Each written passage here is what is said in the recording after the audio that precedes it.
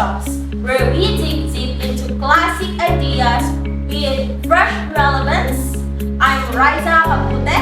I'm Kinsay in Austria. I'm Phoebe Freliana.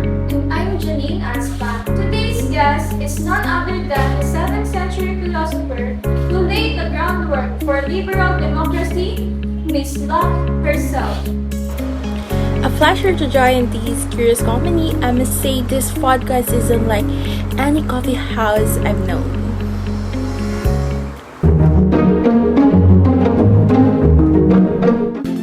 Miss Locke, in your lettering concerning toleration, you argue for freedom of conscience in today's world. We're constantly debating censorship, especially online. Should speech ever be limited?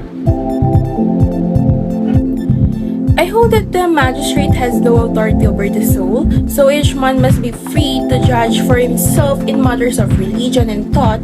Truth need not fear debate. Censorship is the tool of those who fear being wrong. So, total free speech, even when speech is harmful? If a speech incites violence or disrupts civil peace, then the magistrate may intervene, not to silence opinion, but to prevent harm. Because liberty is not license, still the better cure for the bad ideas is reason, not suppression.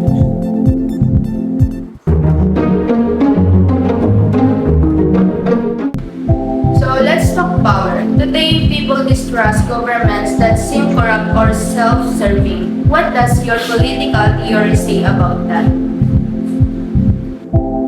Government exists by the consent of the governed form to preserve life, liberty, and property. So when rulers break the trust by acting arbitrarily, enriching themselves or destroying the laws, they forfeit the authority. Okay, so corruption breaks the contract. Indeed, a ruler who acts contrary to the public good ceases to be a legitimate authority. The people then have not only a right, but a duty to hold them accountable.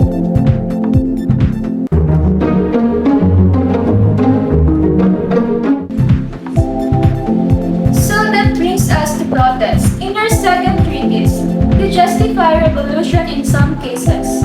But what about peaceful protests today? Marches, strikes, or civil disobedience?